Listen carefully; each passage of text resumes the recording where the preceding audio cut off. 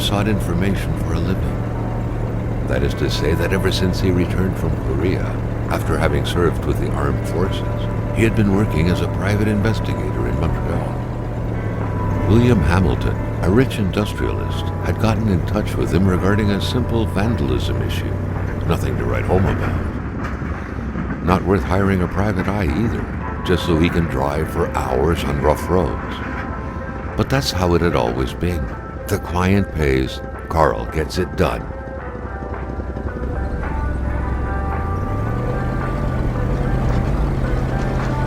They had set up to meet at the general store, his client's business. Well, actually, the entire village had William Hamilton's name written all over it.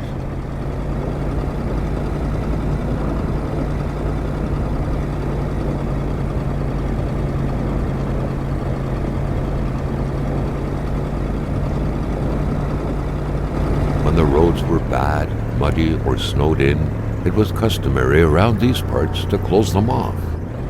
But it was also customary to ignore those signs entirely and drive there anyway.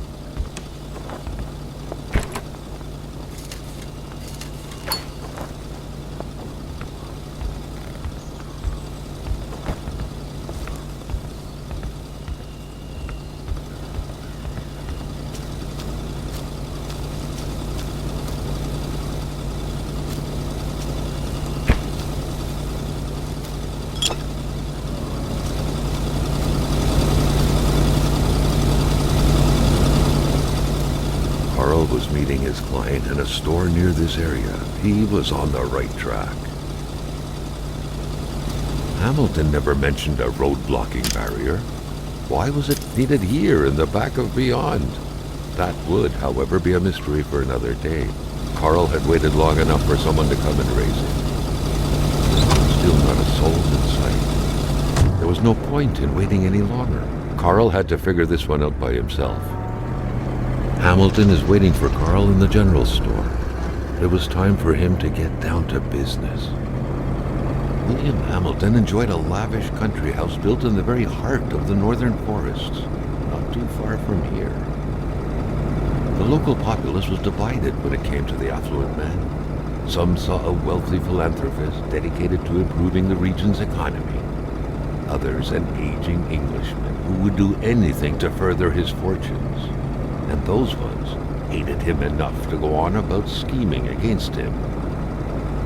Hamilton had recently acquired a few local businesses, but the last straw was the reopening of a mine, which gave rise to a wave of protests and threats from the Cree people.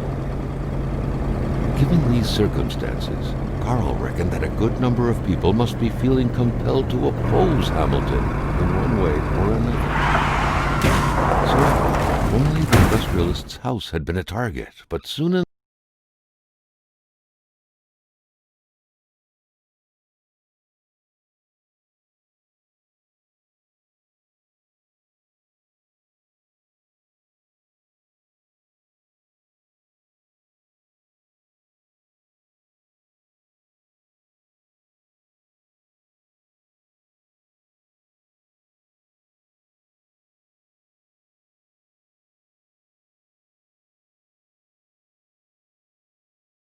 enough, Carl thought.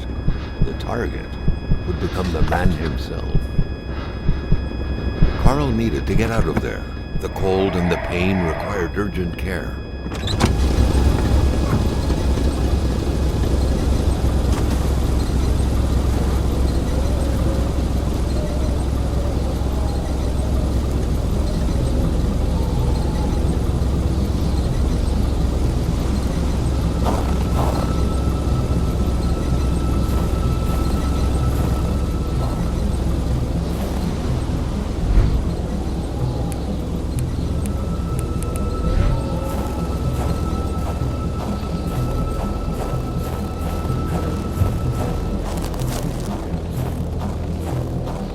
It was so cold. Already Carl did not feel his toes anymore.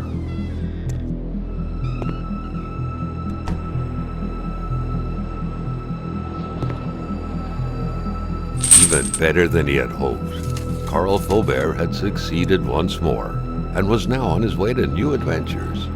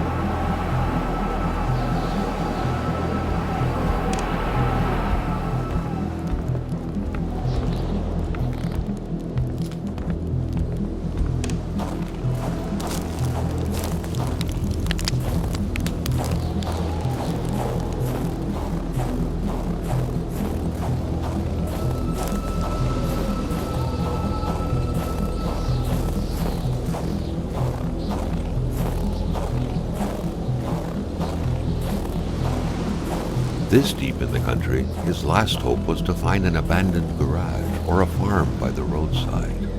His life depended on it.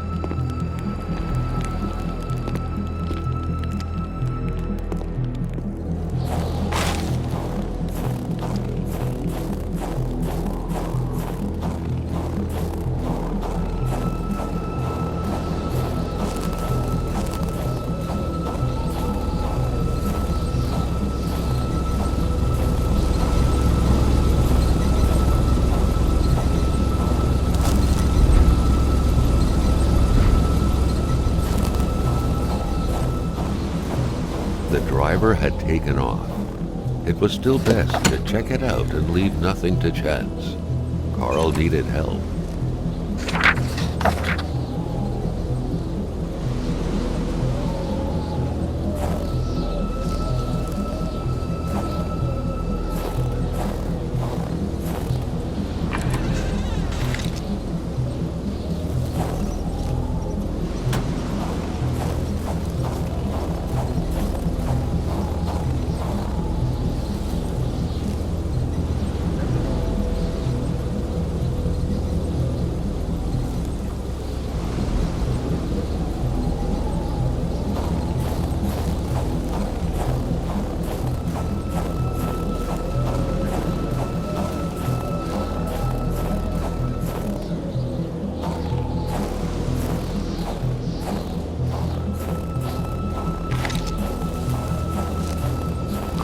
Ever diligent in his work, always carried his log on him, in which he scribbled down thoughts and leads alike during the course of his investigations.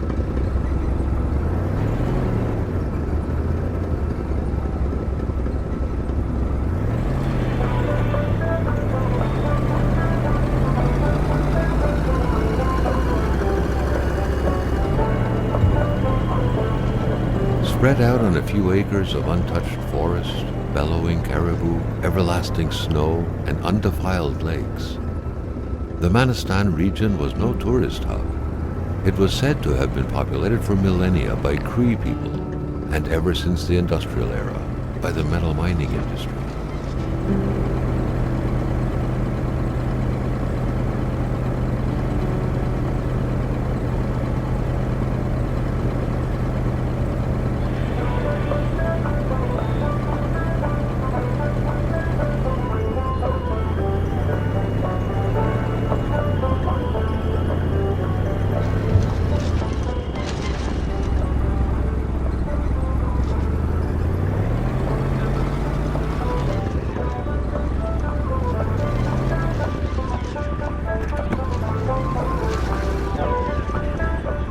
Wasn't a good time to wander about.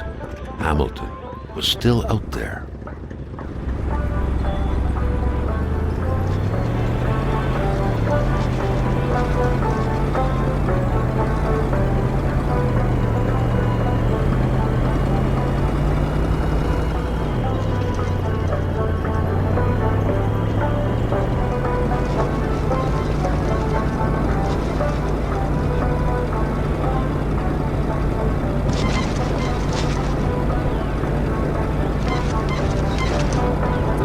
Running on fumes. Good thing that the general store was close by.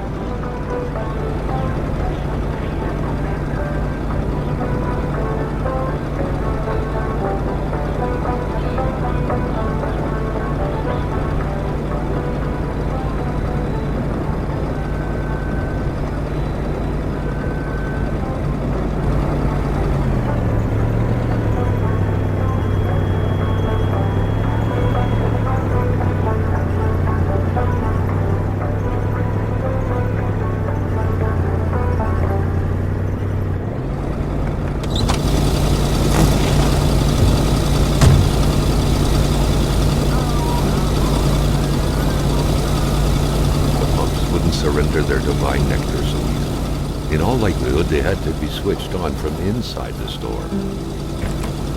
A milkman had to drive by every week to fill the bottles. The fresh milk indicated a recent visit. Something fell to the bottom of the box.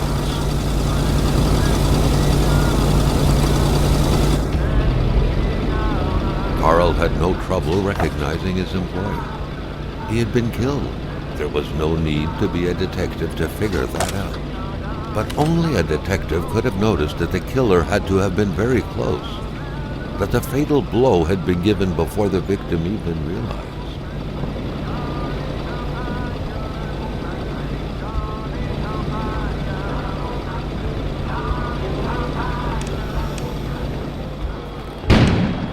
An explosion suddenly occurred outside.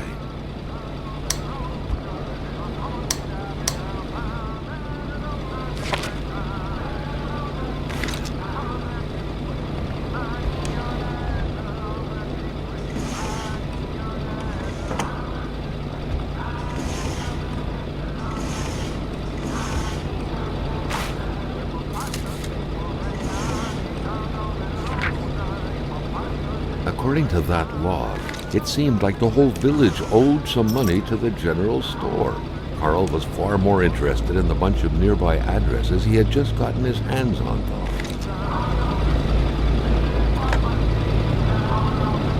The snowstorm pummeled everything in its path. Carl was not surprised when he heard no tone. Carl knew that Gilles Lachance was in charge of the general store. That made him one of Hamilton's employees. A very angry employee, as Carl could plainly see.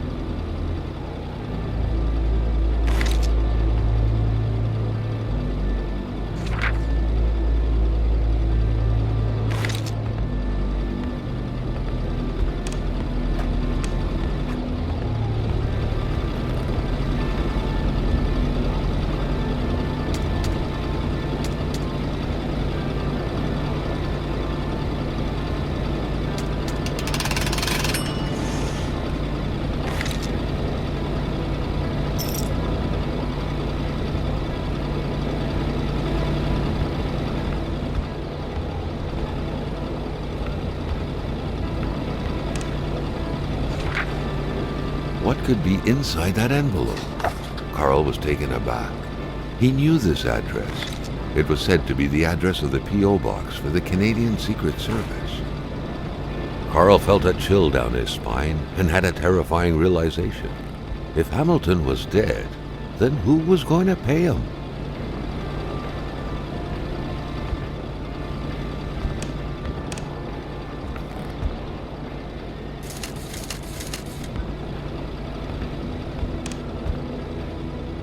A nice picture of the Magasin Lachance store, seemingly taken the day it was first opened. It feels frozen in time, from an era long forgotten. Maintaining his composure, Carl recalled something from his military training. Wolves always stay away from populated areas. Wait, was it about bears? Carl was no electrician, but he could identify a wiring problem when he saw one. Carl was used to strange phenomena, but a chunk of ice like this, as if an iceberg came out of the ground, that was a first.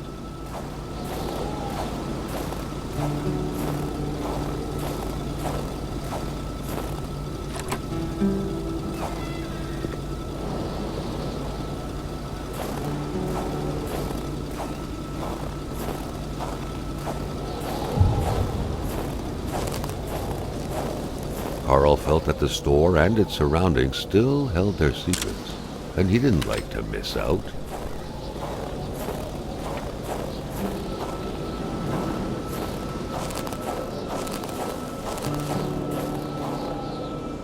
The Polaroid, Carl's long-standing and faithful ally, had seen its share of husbands caught red-handed cheating.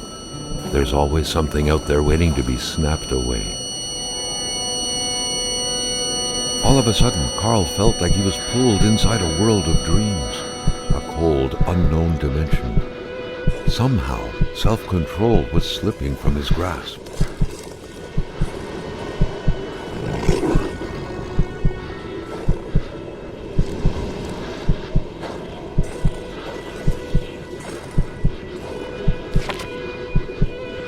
To all appearances, this was a hunting log. Better yet, a war diary.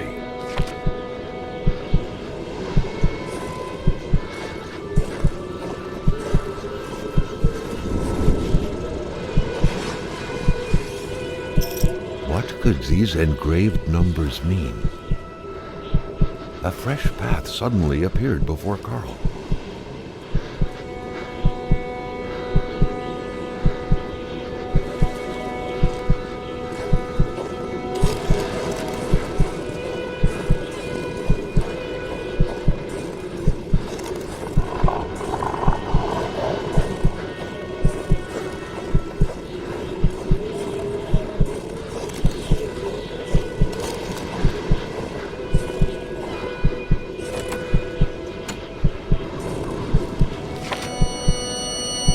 Carl had that feeling you get when you immerse your frozen hands in hot water.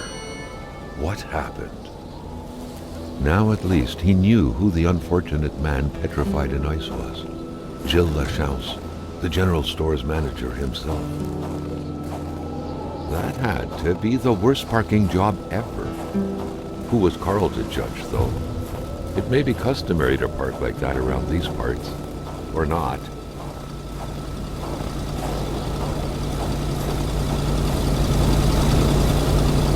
Wouldn't surrender their divine nectar so easily. In all likelihood, they had to be switched on from inside the store.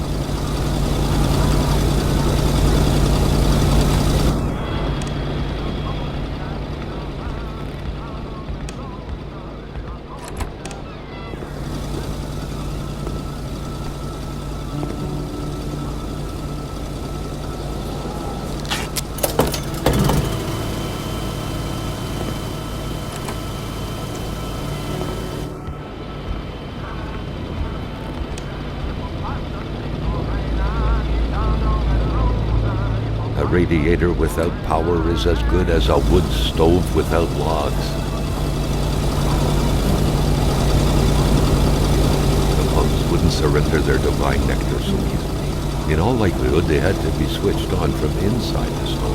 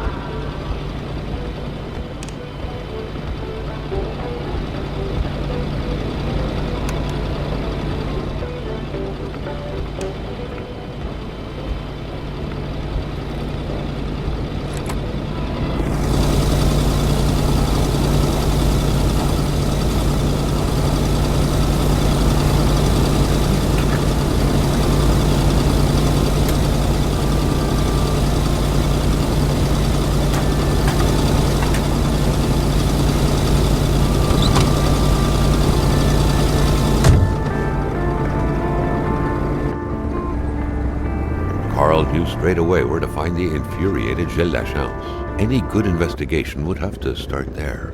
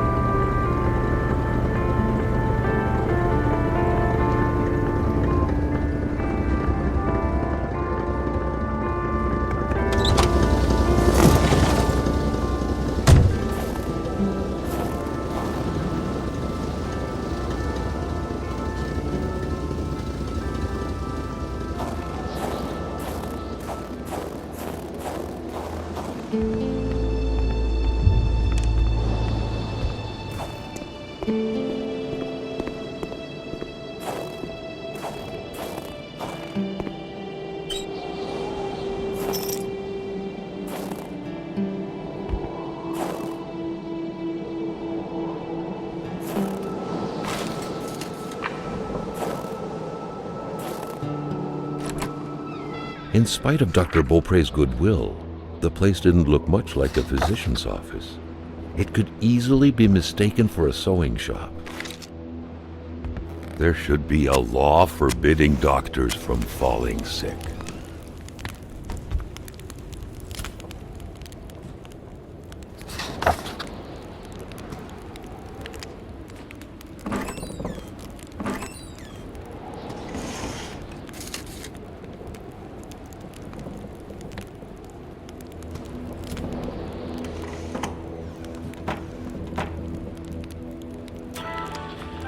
For the one-eyed, or for other vision problems, the eye patch was the way to go.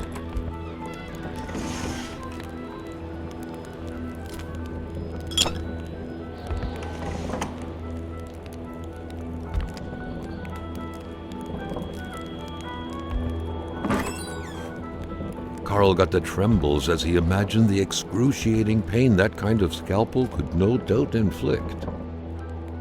Within these miserable walls, patients probably felt more like in a slaughterhouse than in a doctor's office.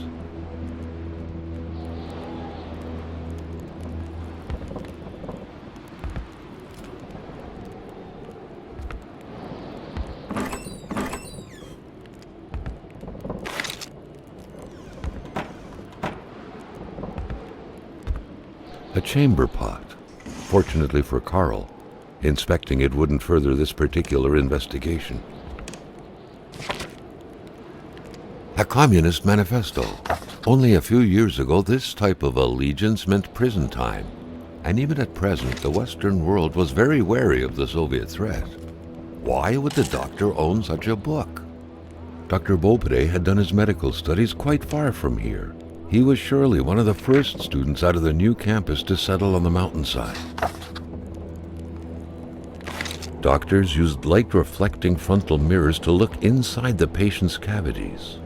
That was a bit unsettling, but back then, it was pretty much always the case with medicine. The good doctor, flanked by his beautiful spouse. Pure happiness, captured on cardstock. Carl recognized this woman's soulful eyes. Was it Dr. Beaupré who had hit him head-on at the village border?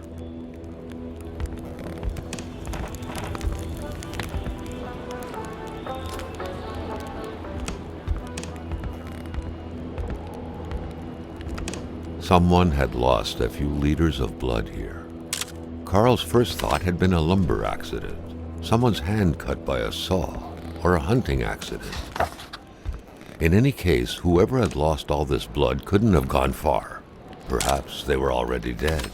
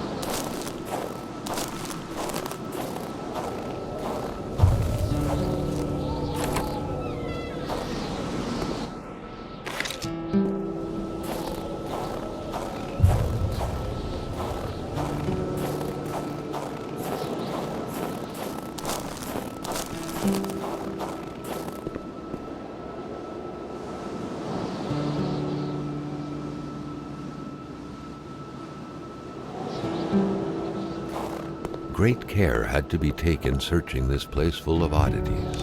Everything was important. The decor itself told a story.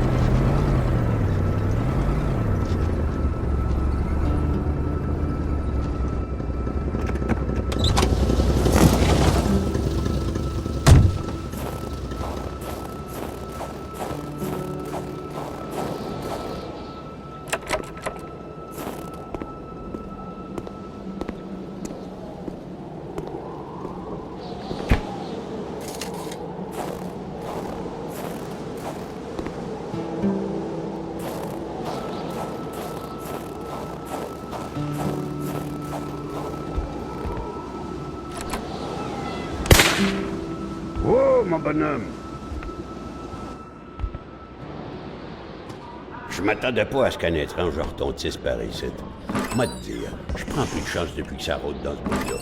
J'ai ma carabine au bout du doigt, et puis bang, bang, bang, si ça s'approche.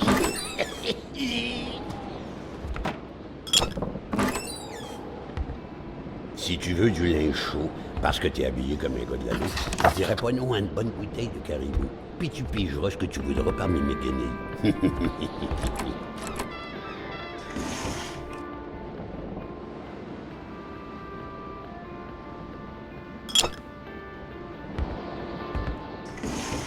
Hé, la Corriveau, Batèche, ça te passe l'envie de te marier, la Corriveau. Elle tuait tous ses maris, squick, les uns après les autres. Pas de pitié dans le mariage. Touche pas à ça, l'enfant, tu pourrais te faire mal.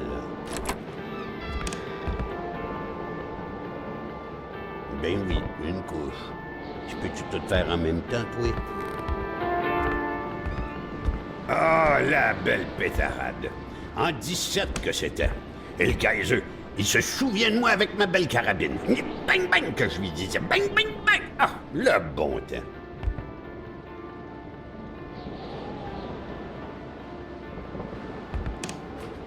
Gadon, ça ouvre la pantille. Prends-la, je m'en fous. Perds ton temps dans mes déchets tant que tu rapportes du caribou.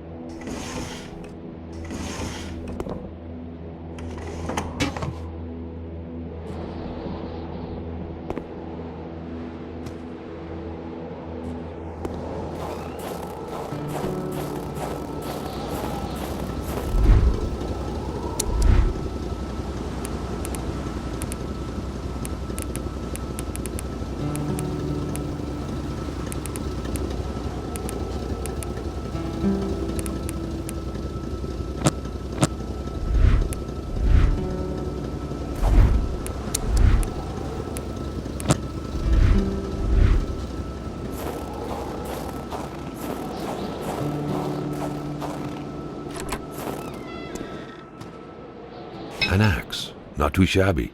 Carl felt he needed to protect himself.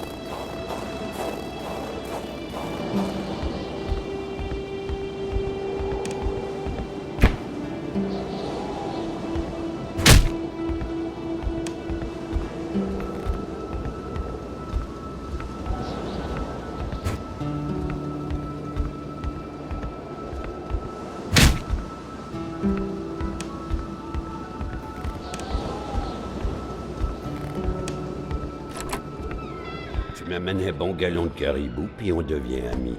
Sinon, mon petit gars, tu sors avant que je te sorte.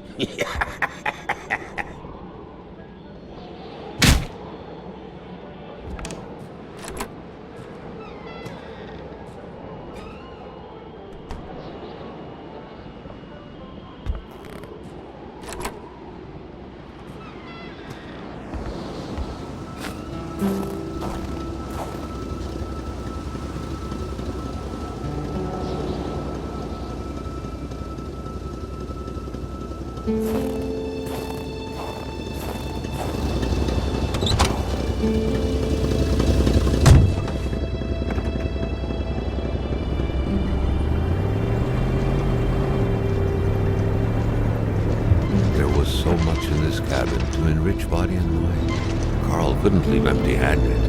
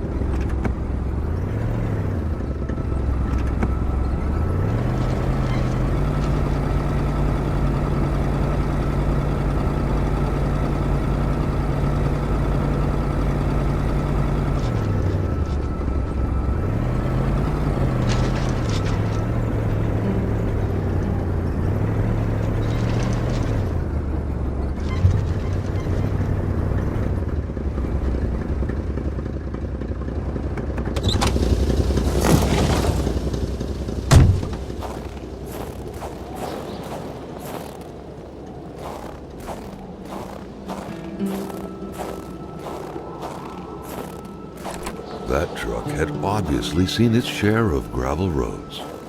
Carl wasn't a mechanic, but he could easily tell that only the most heartfelt prayer would bring this old feeder back from its slumber. With that cold, however, it was more likely that it would wait until next spring to wake up. With a homemade shooting range such as this, it wasn't hard to imagine a stray bullet ending its course inside the flesh of an unsuspecting passerby. Granted, Carl thought, there wasn't much in the way of passersby around here.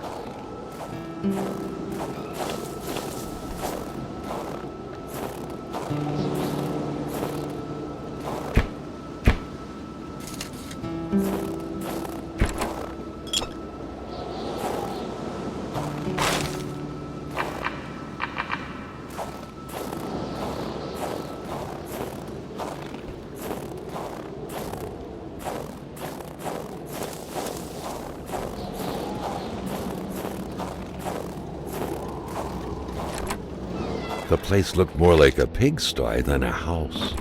A heavy stench of curdled milk, cheap alcohol, and boiled cauliflower filled the air. Back then, in Africa and elsewhere, people were ready to take up arms to stand against the yoke of English imperialism. In Montreal, mailboxes were blown up, abductions were carried out, and violent manifestos were distributed to media outlets. But around here, in the great northernmost, all a man could do is curse out loud against a faraway evil and pray for the revolution to arise. That man, by any reckoning, was from that very stock. You had to be out of your mind to cook up white whiskey at home. The all-surrounding stench of alcohol alone was probably enough to gas a man to death. Carl knew right away that the owner of this place wasn't a copper collector. No, this was a junkman's base of operations. The guy definitely seemed like quite the expert in scavenging scrap metal, with or without permission, surely. In the right hands, red metal could sell like hotcakes. At Aix-en-Blois, seems like that pig had a name after all. Rock music invaded the minds of men even in the remotest of places. The man didn't own a turntable, though, so there's that going for him. You had to be out of your mind to cook up white whiskey at home. The all-surrounding stench of alcohol alone was probably enough to gas a man to death.